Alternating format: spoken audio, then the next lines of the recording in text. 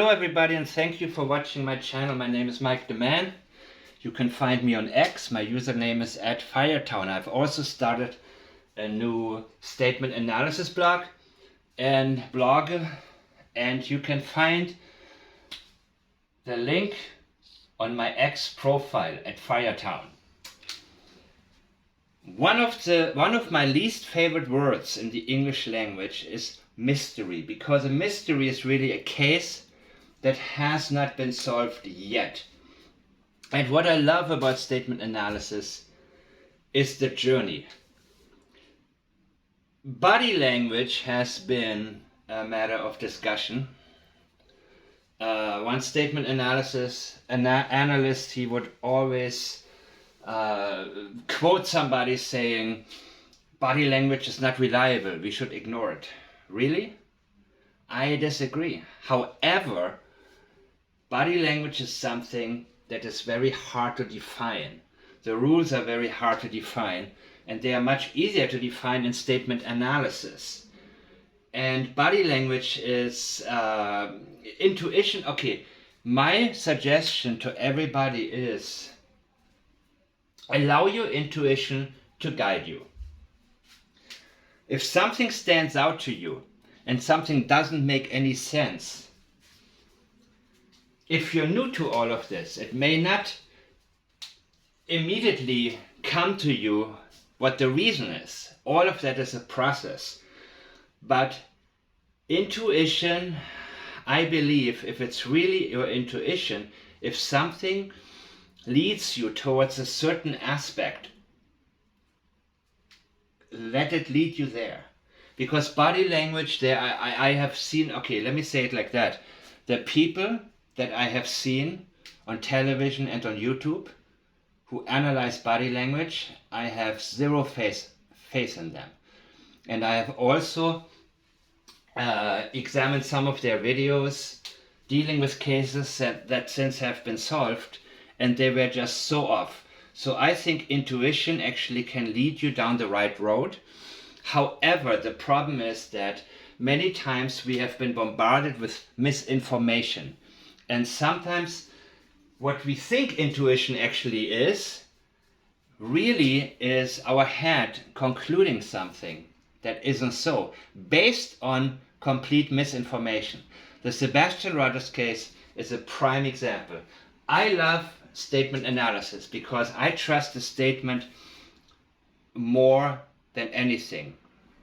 For example, right now, in the beginning, law enforcement stated about Sebastian Rogers he was last seen on the 26th. But no video footage was there. Now they're saying, oh, there was just a mix-up. That, he was reported missing on the 26th, but on the 25th was really when he was last seen. That's a huge difference. You know what I mean? That a one-day difference. But so a lot of people have brought it to my attention and said, look man, you're getting it wrong. They probably got some kind of footage that they haven't shown us, but it seems that was not at all the case. So I am not relying on anybody, but what I am relying on 100% are the statements. And in the case of Summer Wells, it is not any different.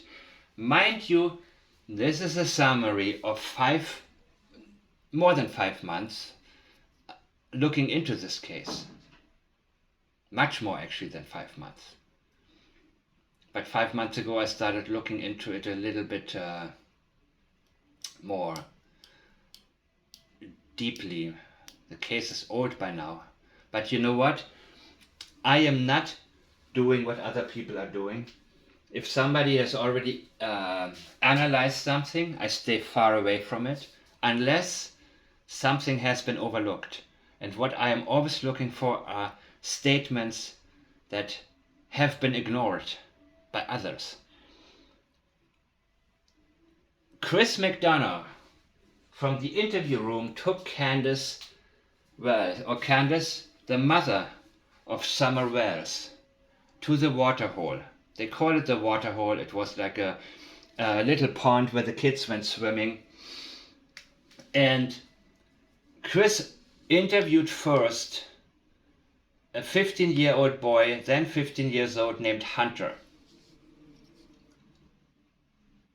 Hunter stated he wasn't that sure how long Summer was underwater, but there was an incident which he guessed to have lasted 10 to 15 seconds the first time he was asked that. About 10 to 15 seconds. She was underwater. He saw it. He saw her struggle.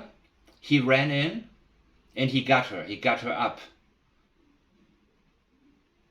Now, Candace has been talked about a lot.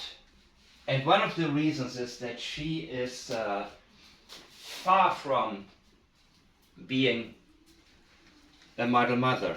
She's a drug addict, or she was, or she has been off and on. The children slept, Summer slept in horrible conditions. People suspected her, and so did Hunter's parents, mother and grandmother, I mean. When Chris asked him, "What is your gut feeling?" Actually, he asked them. He asked his Hunter's mother and grandmother. And I believe it was Hunter's mother that said, "I think she had something to do with that. She hated that little girl because she was jealous of that little girl, rather. And thought Candace did something to her." But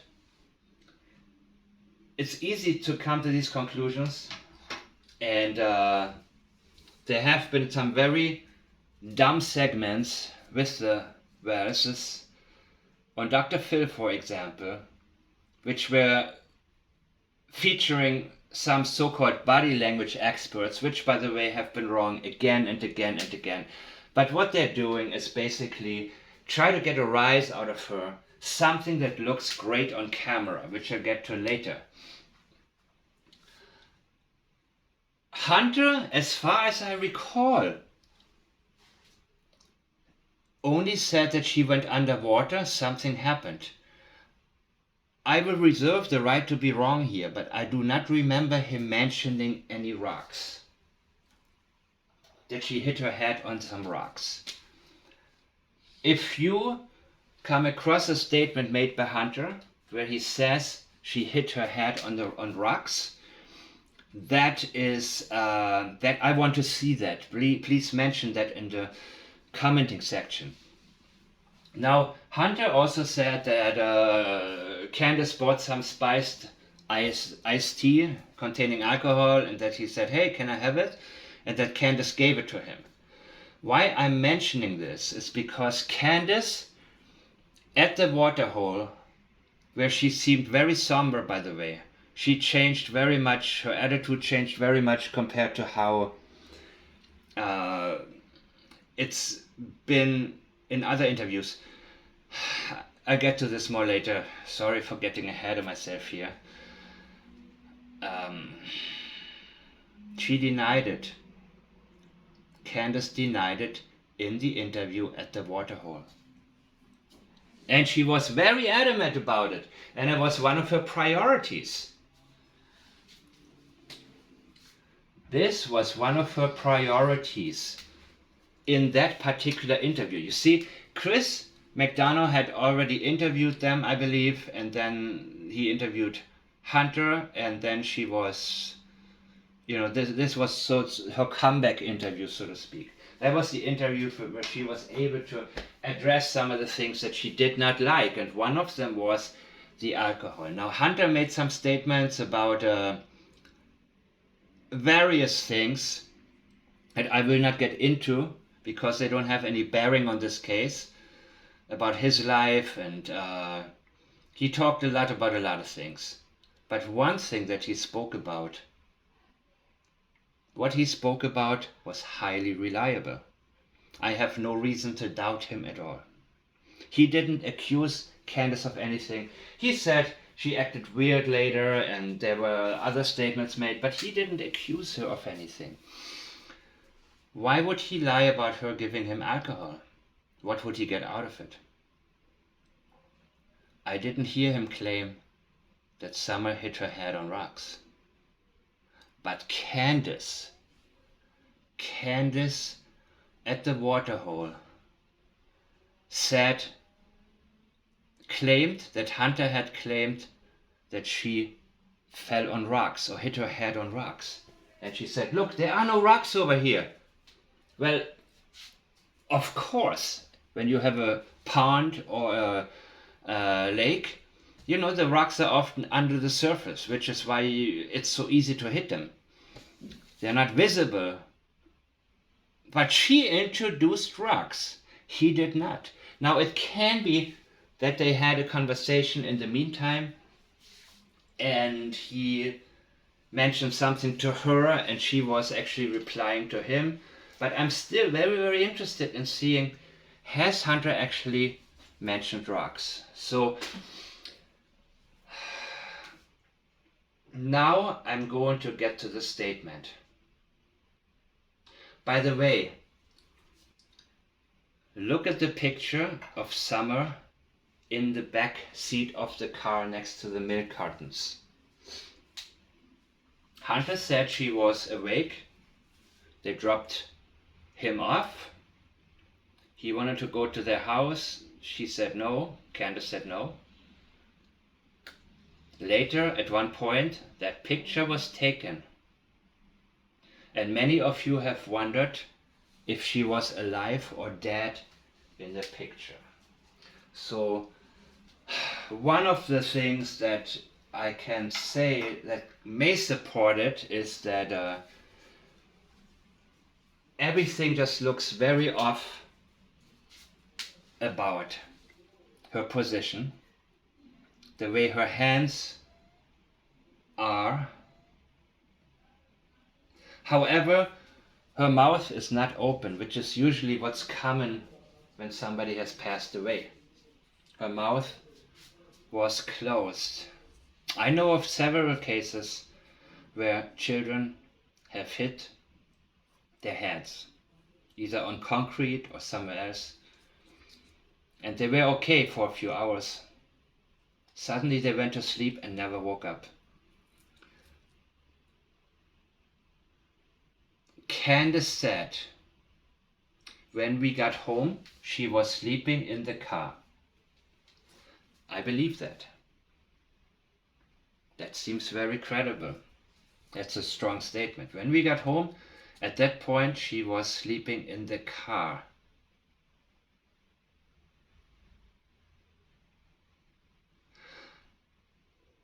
She was sleeping at one point.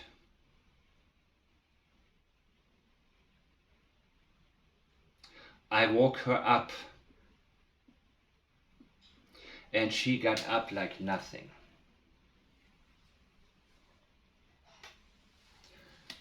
Like nothing. How does nothing get up?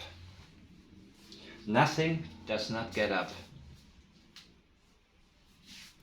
She didn't say like it was nothing, but like nothing.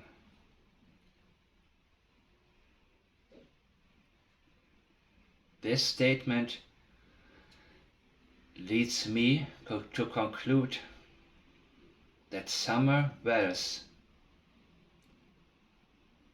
did not get up from the back seat of the car.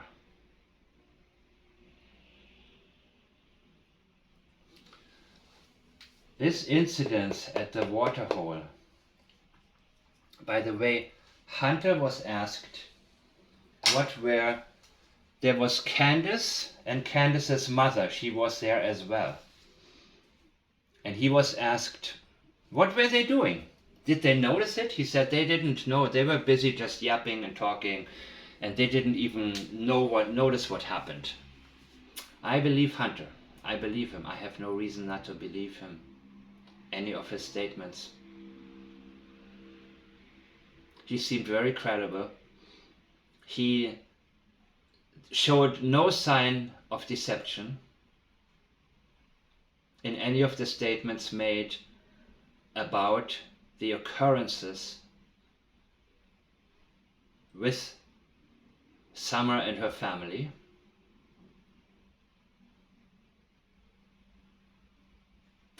She got up like nothing. Otherwise, you could have said, I got her out of there. I got her up, I woke her up. That would have been enough. Like nothing. She did not get up, in my opinion. She was not able to stand up. About the scream, the supposed scream that the neighbor heard. Well, I was told that whoever reported the scream is now on social media making unreliable statements about other areas. I'm not sure exactly what it is. But that scream had, let's assume there was a scream. It could have been when they discovered that she wasn't getting up. It starts with a sleep. In such cases can start with a child after a few minutes or a few hours just having hit her or his head, just falling asleep, and then simply not waking up.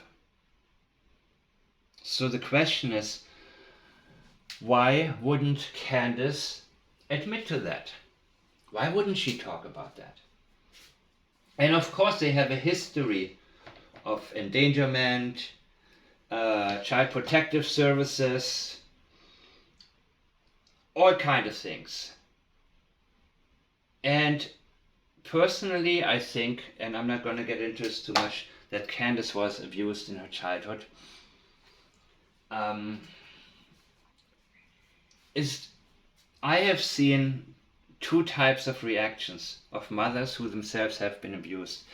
They either become overprotective, or if they had suffered ongoing abuse, sometimes they become desensitized and not protective at all. A lot of people who have been abused as children tend to get an attitude later in life, like, you have no right to judge me. Who are you? Nobody protected me. Now you don't like how I turned out. A very, very defensive attitude that goes beyond simply, having a problem with police, which she did.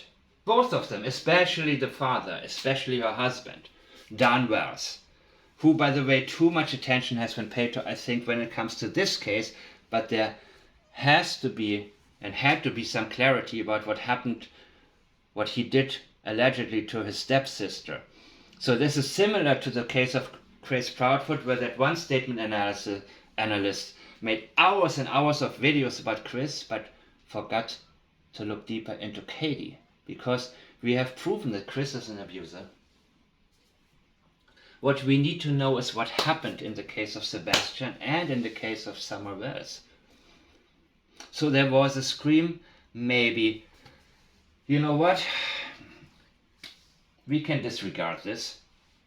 What is, however, extremely important, Hunter talked about drug dealer Andy. Or he called him Andy. Maybe his name is, so-called Andy. I don't know. I don't know if it is his real name. I have no idea who it is. He said this guy named Andy. And he said that Candace came by the day after Summer was reported missing. And she asked him, shut up about the alcohol. Because she's worried, of course, about... Let me say it like this. I think she was horrible as a mother. But I also believe she loved her children, actually. And that I have changed my mind about, that I have come to conclude in the interview that Chris McDonough had her at the waterhole. She seemed actually very traumatized, probably from early childhood. And I know that many people dislike her, and for a reason. because they say, how can these drug addict parents allow this beautiful little girl to live like who knows what in this dark room downstairs. By the way, I'm jumping back and forth here, but will this case ever be solved? I think this case may be solved when the boys get older, because she made some claims that, you know, Summer went downstairs and then must have gone out of the back room, or somebody must have gone in, which would be impossible according to every single statement about how many dogs were on the property, and Chris McDonough went there and they followed and ran after the car. It would have been impossible for somebody to come in there that the dogs were not familiar with. Everything points toward that being a ruse. Everything points towards it being a red herring, should I say.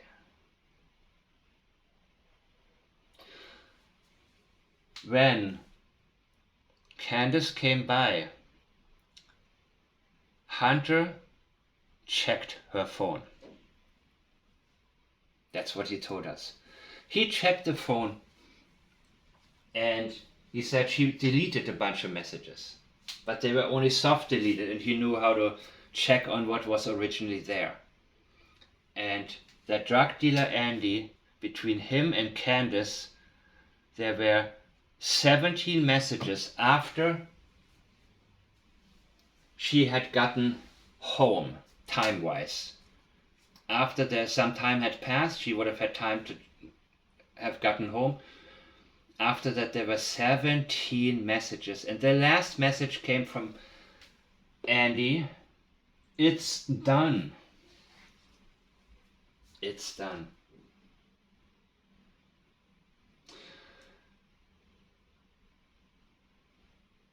Drug dealers out in the country know how to get rid of a body.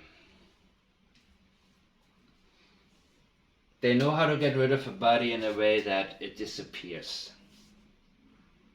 There are many ways that I have recently heard about. They know how to do that. It's not like you're living in a city and trying to, you know, somebody's trying to take a body in a suitcase downstairs and there's cameras everywhere. They know. These people have experience in that. If he didn't know how to do it, and he's a drug dealer, he knew somebody who knew how to do that.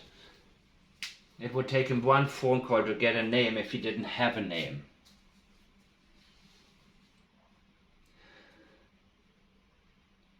It is my opinion, my thought,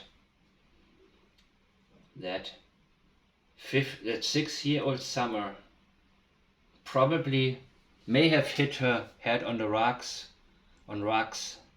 in the water hole, or something else happened. She went into the water. He asked also, Chris McDonough asked Hunter, what was she like when you guys gotten in the car? And he didn't notice anything at all, anything different, that she watched some TikToks or something. And she was her usual self, which by the way is often the case. And the people that I know who had a child die, the child was completely fine for a few hours, and all of a sudden went to sleep and got up like nothing, which means she didn't get up. He got up like nothing. He did not get up.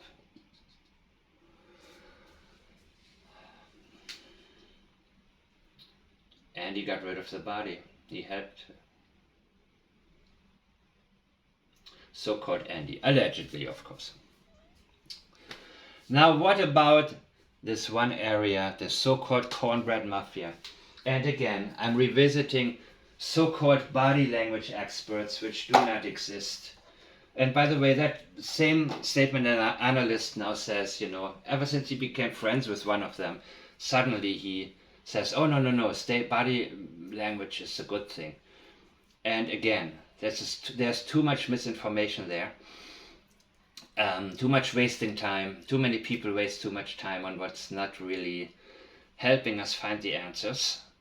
So for me, it's always the most important to track down the right statements before I analyze them. And there are many out there, many more that I have to get to. And I appreciate, and by the way, anything that I have on my list that I'm planning to get to, if any of you have something better, I will get to that immediately. On the Dr. Phil show, the cornbread mafia, the so-called cornbread mafia was brought up. And people said she had a reaction. Oh, this is a sensitive area because Candace had a strong reaction. And that it must be that they did something or got her, or that she maybe sold her daughter. No, I don't believe that. Not after this interview. And not after this, which indicates that Summer did not leave that car alive. She did not get out of that backseat. By the time, either when they got home, somewhere around the time, maybe she let her sleep a little bit, or thought, I will let her sleep a little bit, and then she realized she was dead. Maybe her mouth opened up, maybe she, it was visible. Now the question is, has TBI asked the boys? Have they examined them? Have there been cadaver dogs? Was there enough time to leave a scent behind? Did she catch it just the moment that she opened her mouth and realized immediately she had passed? All these things we need to know more about, but again, it's possible that one day the boys will grow up and say, no, she didn't come downstairs. Or maybe they will say, we don't remember either way because they were sleeping or watching TV, they were just not really doing anything.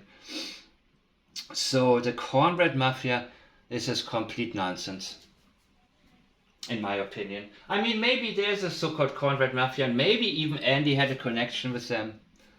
But what I'm thinking is actually that the reaction of her crying was similar to Seth Rogers' reaction when he realized people are out there making money off of his missing son without helping. Candace knew what happened to her daughter. And she sat through these interviews, this mass amount of speculations, other people basically disrespecting the memory of her daughter, just speculating wildly, just having a good time with that. And not even trying to get to not even getting close to the truth. So they made a big circus out of that to get a rise out of her. There is nothing significant about that. But however, a lot of people are still messaging me about it and saying, I think it must have been the cornbread. She must have an association there. Well, if she does, it's not significant in this particular case because Summer had already passed away before she was able to get out of the car.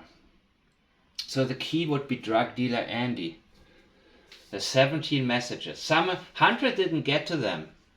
He was trying. He said she interrupted him. She came out and saw him either with her phone or something like that. But he remembered that the last message was, it's done. So to conclude it one more time, I think Summer hit her head probably on some rocks or something happened at the water hole that got her to go down 10 to 15 seconds. The alcohol denial of Candace is interesting because it helps me detect a pattern, how she talks when she is not telling the truth.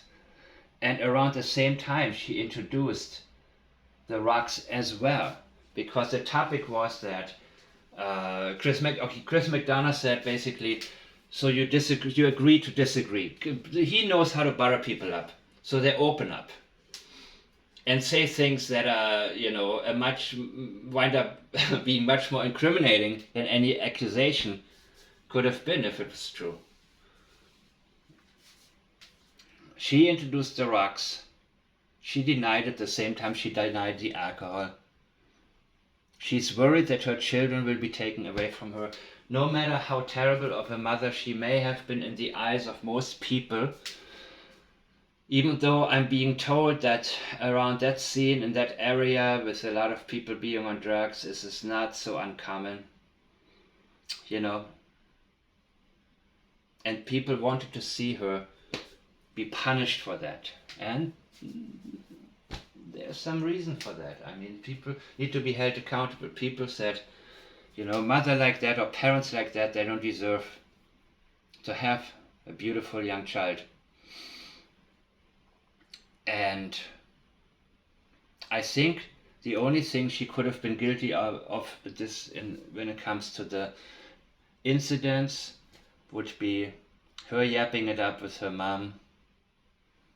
But again, TBI, I don't know, maybe they didn't really, I don't know how much time they spent there, if they even interviewed the boys thoroughly, look, I'm not saying it's the case here, but I have heard of many cases where police, when they're called to a scene where they already know the people and they have been in trouble with the law, they may not, put the same efforts in there as they would have in the case of, John Benet Ramsey or a family of that status.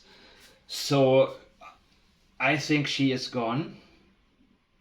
I don't think her body will ever be found. I think it's possible some answers may come from Candace's sons, especially then.